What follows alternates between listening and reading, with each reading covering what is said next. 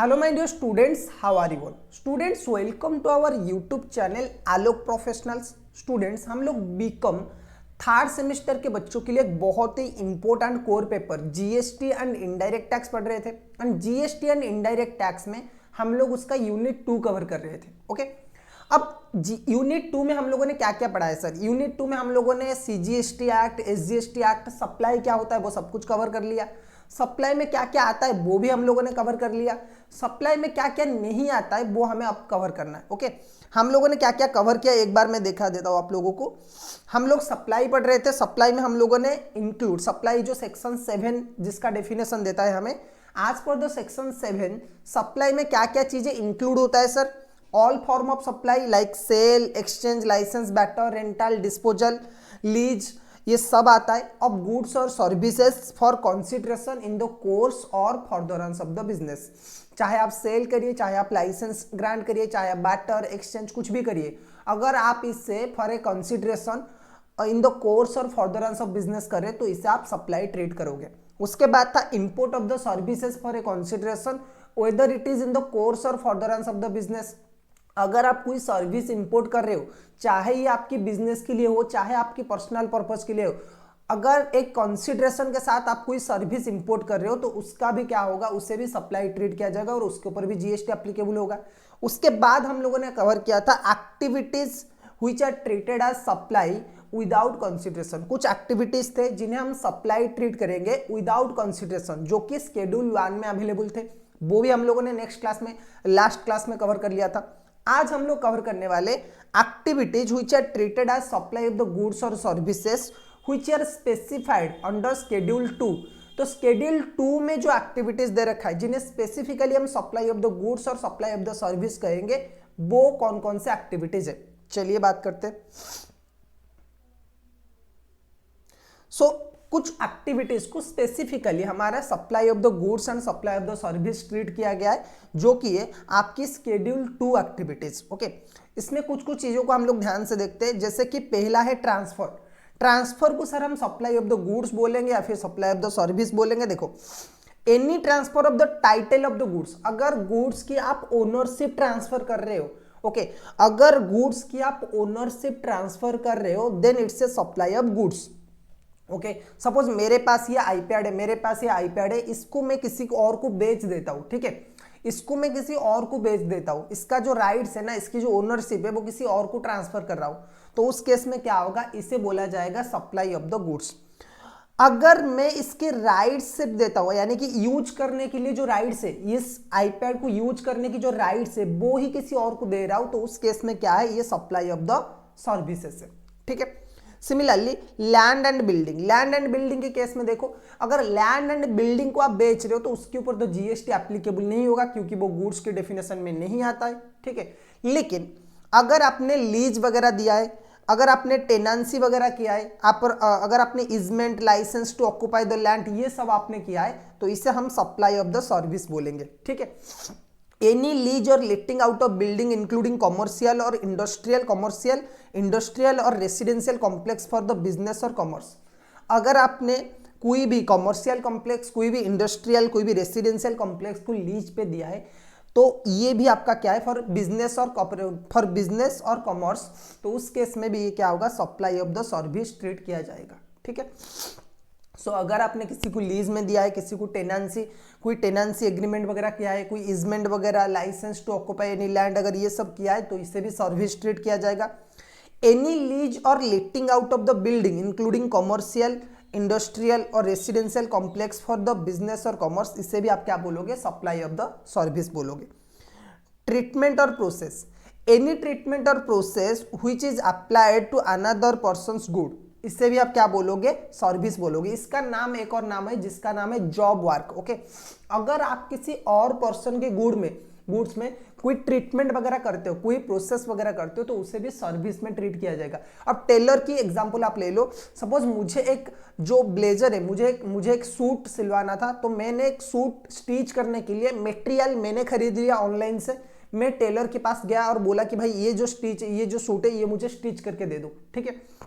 तो उस केस में इसे क्या बोला जाएगा, supply of the service. Okay, immovable property, renting of immovable property, अगर कोई भी इमूवेबल प्रॉपर्टी का मतलब क्या है, लैंड और बिल्डिंग, तो कोई भी इमूवेबल प्रॉपर्टी है उसको अगर आप रेंटिंग पे देते हो तो इससे भी आप supply of the service treat करोगे।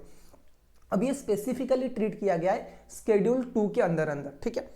इंटेलेक्चुअल प्रॉपर्टी राइट, अगर आप कोई इंटेलेक्चुअल प्रॉपर्टी राइट ट्रांसफर करते हो, टेम्पोररी ट्रांसफर और परमिटिंग द यूज ऑफ और enjoyment of intellectual property right, इससे भी आप supply of service he treat करोगे, ठीक है।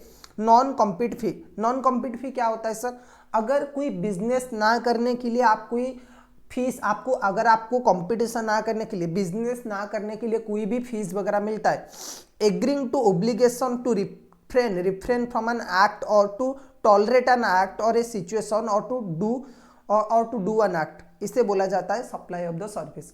सपोज मैंने एक मेडिसिन स्टोर ओपन किया था, ठीक है, मेरे बाजू में ही कोई और आ गया एक मेडिसिन स्टोर ओपन करने के लिए, तो मैंने बोला कि भाई एक काम करो, यहाँ पे मेडिसिन स्टोर ओपन मत करो, क्योंकि अगर यहाँ पे आप ओपन करोगे तो मेरा बिजनेस जो है वो डाउन होगा, मेरे बिजनेस में कंपटीशन आ जाएगा। सो आप यहाँ पे ओपन मत करो, किसी और जगह पे जाके ओपन करो, और उसके लिए मैंने 2 लाख रुपए से दिया, तो ये जो है ये सप्लाई ऑफ द सर्विस है, राइट। उसके बाद है right to use, right to use क्या बोल रहे हैं, transfer of the right to use any goods for any purpose for cash, deferred payment और अदर वैल्यूएबल कंसिडरेशन, इससे भी आप क्या बोलोगे, सप्लाई ऑफ द सर्विस बोलोगे, इससे भी आप क्या बोलोगे, सप्लाई ऑफ द सर्विस बोलोगे, राइट। चलो, उसके साथ साथ अब हम बात करते हैं आपका नेगेटिव लिस्ट। नेगेटिव लिस्ट मतलब क्या है सर, कि सप्लाई कौन कौन से चीजों में नहीं एप्लीकेबल होता है, किन किन चीजों को हम सप्लाई नहीं बोलेंगे। अब तक तो हम लोग ये पढ़ रहे थे कि सप्लाई में क्या क्या इंक्लूड होगा, लेकिन अब हम बात करेंगे सप्लाई से क्या क्या एक्सक्लूड होगा। मतलब ये सारे चीजें, ये सारे जो एक्टिविटीज है और ये सारे जो ट्रांजेक्शन है, इसे हम सप्लाई ऑफ द गुड्स या फिर सप्लाई ऑफ द सर्विस नहीं बोलेंगे, ठीक है। तो कौन कौन से ऐसे एक्टिविटीज है, ये जो एक्टिविटीज है इन्हें जीएसटी में बोला जाता है नेगेटिव लिस्ट और एक्टिविटीज स्पेसिफाइड इन शेड्यूल 3। आपके एग्जाम में एक शॉर्ट नोट आ सकता है, specify the activities which are not treated as supply और which are treated as negative list under GST, ठीक है। तो चलिए बात करते हैं। The following activities shall be treated neither as supply of the goods or nor as the supply of the services। ना तो इसे supply of the goods बोलेंगे, ना तो supply of the services बोलेंगे। तो नंबर 1 जो आर्टिकल है वो है service by an employee to the employer in the course of his employment but gift by the employer to employee above 50,000 shall be treated as supply। देखो क्या बोल रहा है कि अगर एम्प्लॉयर एम्प्लॉय के बीच में कोई रिलेशनशिप है, अगर एम्प्लॉयर एम्प्लॉय के बीच में कोई रिलेशनशिप है and due to that relationship, employer employee relationship के वजह से अगर आपने अपने एम्प्लॉयर को कोई सर्विस प्रोवाइड किया है, अगर आपके बीच में एम्प्लॉयर एम्प्लॉय रिलेशनशिप है, दोनों पर्सन के बीच में एम्प्लॉयर एम्प्लॉय रिलेशनशिप है and due to that relationship आपने एम्प्लॉयर को ही कोई सर्विस प्रोवाइड किया है, तो उससे हम क्या करेंगे, service, supply of the service और सप्लाई ऑफ द गुड्स नहीं ट्रीट करेंगे, उसे सप्लाई में नहीं लेंगे, ठीक है।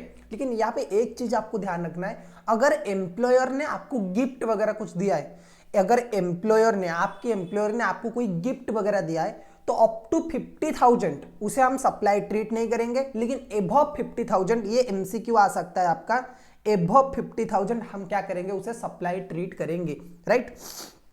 क्वेश्चन नंबर 2 क्या बोल रहा है, सर्विस बाय एन कोर्ट और ट्रिब्यूनल, अगर कोई भी कोर्ट और ट्राइब्यूनल का मतलब क्या होता है, स्पेशल कोर्ट, ठीक है। जैसा हमारा जनरल कोर्ट होता है ना, डिस्ट्रिक्ट कोर्ट हो गया आपका, हाई कोर्ट हो गया आपका, सुप्रीम कोर्ट हो गया, ये सब कुछ, क्रिमिनल के केस यहाँ पे भी चल सकता है, फाइनेंस के केस भी चल सकता है, कंपनीज एक्ट का केस भी चल सकता है।